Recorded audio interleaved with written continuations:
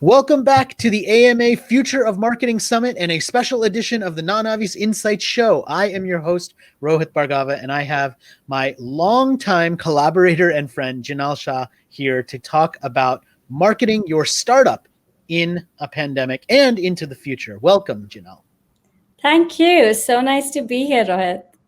Yeah, I was really excited when I was thinking about us having a chance to chat because there's a lot of startups out there that have had their businesses and maybe even their business models completely transformed by what's happened over the past year.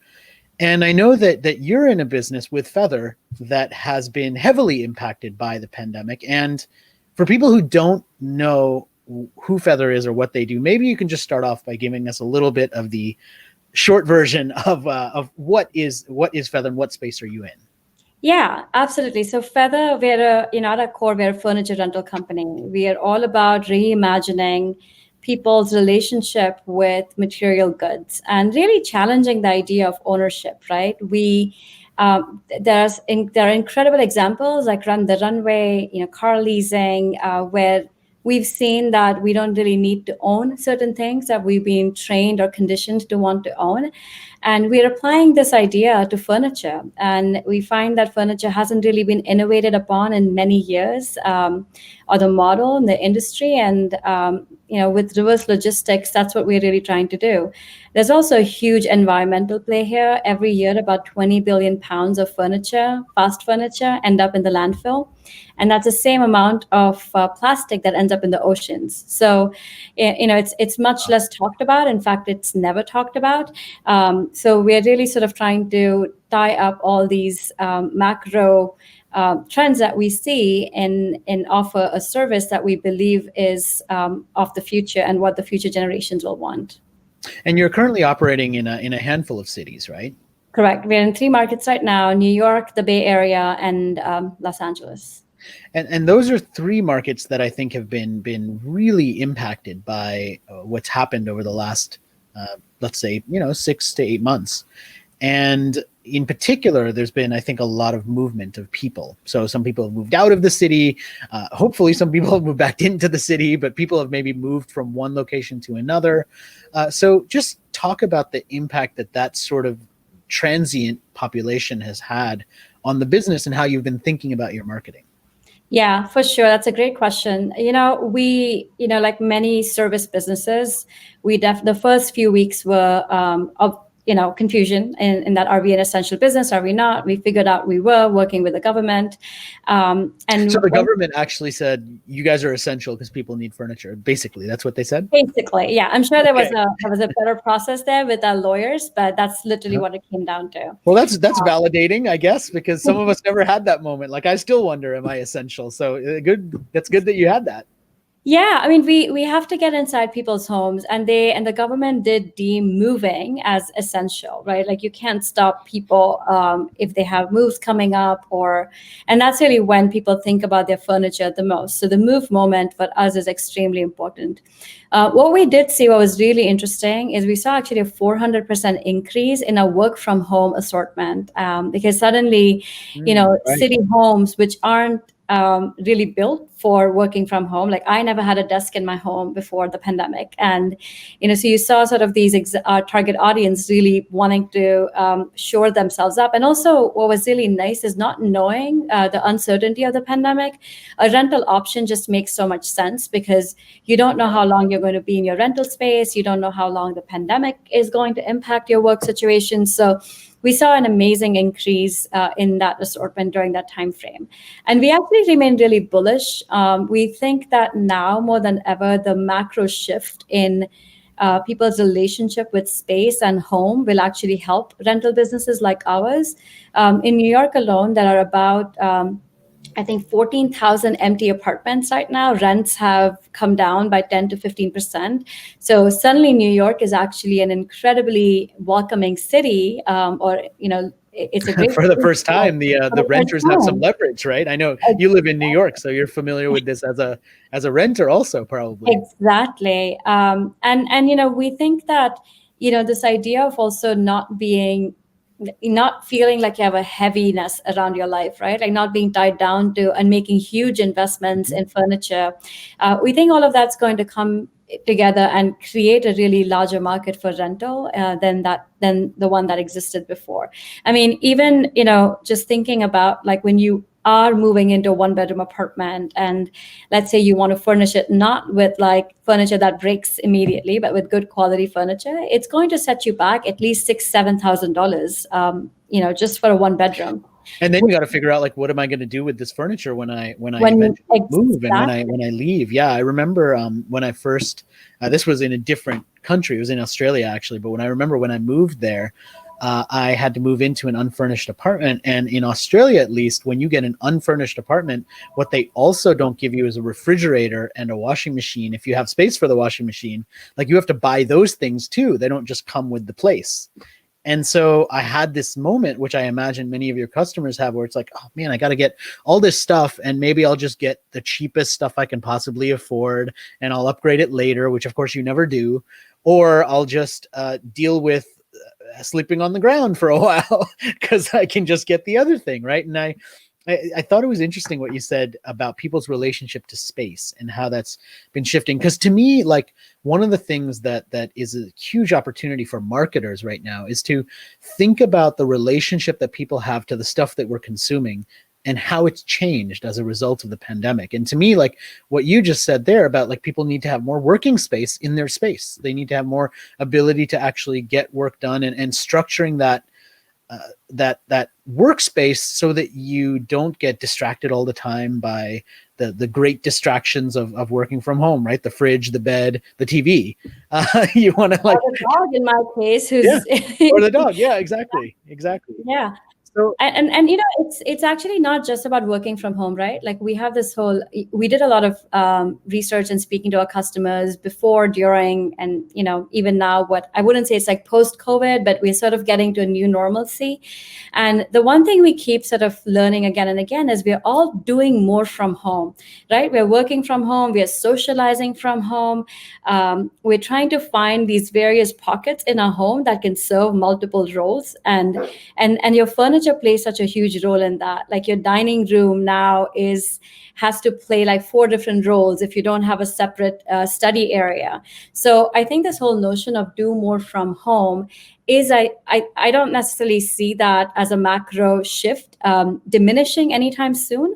And even so things like one of the things we like to talk about a lot internally is you could rent your entire one bedroom for as little as $100 a month, and how people start sort of thinking about their money management, especially given all the news that we are seeing around layoffs and all these unfortunate sort of side effects of the pandemic. We're going to start seeing just a more fiscally responsible audience, we believe, that is going to want sort of that balance of freedom of ownership, freedom from yeah, ownership, but also an eye towards flexibility. Like I don't want to necessarily be short $7,000 and then be in a situation where I don't really have a job, or I'm moving and this it's a sofa doesn't fit huge into my new upfront. place. It's typically this huge upfront investment, right? Exactly. And I know that one of the things that I think is interesting about what you're doing with Feather, which is another opportunity I think on the marketing side, is the way you help people to decide on what to buy. And I remember I did some work back when I was at Ogilvy. I remember we did some work in the furniture category, and there's certain types of products, furniture, eyeglasses, that people, when they see what they like, they don't have a lot of confidence in their own taste. And so when somebody puts on a pair of eyeglasses, they need to show it to someone else to say, hey, do these look good on me? And with furniture, oftentimes it's the same thing. And one of the things that you do is you kind of curate the styles. You have like a whole style picker to help people figure out like, what is my style? Because one of the big paralysis moments, I think, for people, besides the price of furniture, is I don't really know. Is that going to look good with that? Are these things going to go together? Like, I'm not a professional with this stuff. I Yeah. don't know how to pick stuff. So talk a little bit about, just from a marketing point of view, how much of your marketing experience has to be getting people comfortable with their own choice of what they put in their home? Yeah, that's such a great question. I'm going to take a slightly macro view, right? I think in our case, what we are trying to do is change people's behavior.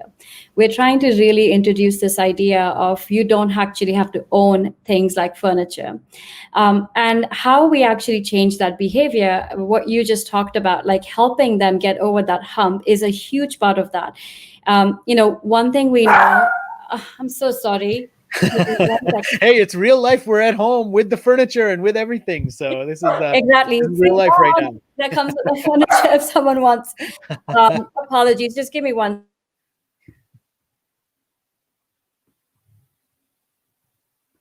Sorry, that was my stern mommy voice. Anyways, we found that it's extremely overwhelming, and this is the other part of when you're buying furniture. All these associated stresses that come with that, right? Like, not only do you have to look at multiple websites, see what goes with what, and who's going to give you that advice on, hey, this will actually look good together, this will not. So really only relying on your own taste, which you know mine aren't that good when it comes to furniture, and certain other areas are excellent, and I think that's something true for most. That's probably true for most of us. What we started to see actually with our AM, we don't actually call them customer service, we call them account managers.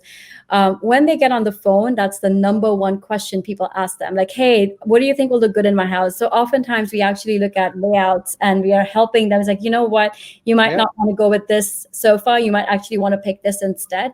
And the beauty of this, and actually based on that insight that we saw from our customers, we actually started to create packages. So on our website, we have pre-created packages of products that we know go really well together, that are picked by our merchandising team. And that, as a marketer, the one big insight for me there is, your customers in this situation don't always know everything, right? Like, Yeah. we cannot interview our They want customers. advice, right? They They want want your advice, expertise. and they Yeah. want advice from people who they feel like will know better than they do. So we have an amazing merchandising team, and I think, to me as a marketer, that's a huge asset. Merchandisers are essentially purveyors of taste, right? They are the ones who know that a certain color is going to be hot before it is. They are the ones who are guiding us towards, this is a Yeah. style of furniture that we actually want to invest more in. And having that purvey of tastes on our team has been a huge asset for us, because we're seeing, not just with our regular customers, but surprisingly, we actually have a growing business with stagers. So realtors who are trying to sell apartments, Right. and often calling us like, Makes sense. hey, help me out. Yeah, yeah, Uh, that makes sense. So yeah. I'm just to kind of close it out. I wonder if we could turn the lens towards the future and kind of have you share some of what your priorities are likely to be as we move into a future that is still, I think, for most people uncertain. I mean, we don't really know when things will go back to whatever normal is. It'll definitely be different than it was before. What do you continually think about as somebody who's leading marketing for a startup, and what insights are you kind of hoping to bring to the way you think about your marketing strategy as you plan for sort of pivoting whenever you need to make it continually relevant in the future? Yeah, for the stage of the startup we are at, Series B, which is 4 years old, for us, brutal focus is so important, and I would recommend that for any startup sort of facing this dilemma, like a pandemic, an election, God knows what else, fires, like the world's burning down.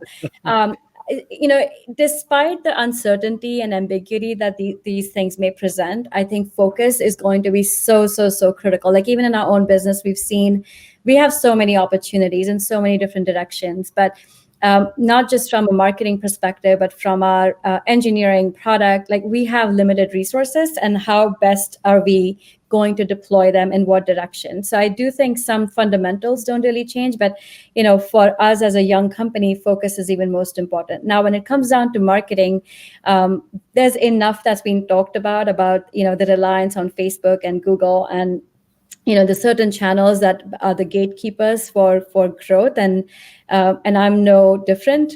My business is reliant on certain channels, so for me, it's extremely important to keep working hard at building the flywheel. Like, how do I actually keep building these interesting loops and get my product, which is my digital experience, to keep working hard for me. So you mentioned the style quiz, which for us is an extremely amazing way to bring leads in. It's a great lead gen way, and then I have a pool that I can now focus on converting. So my CAC on that pool is suddenly super low, almost 10x low than it is on my pure acquisition efforts through Facebook.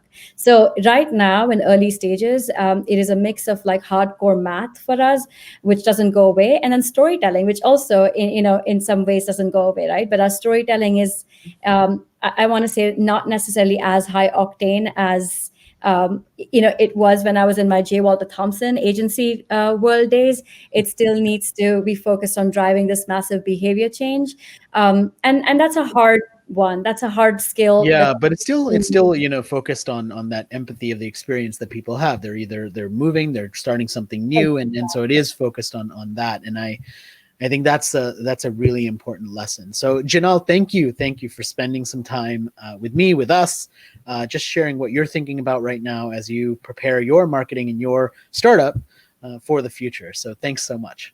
Thank you for having me.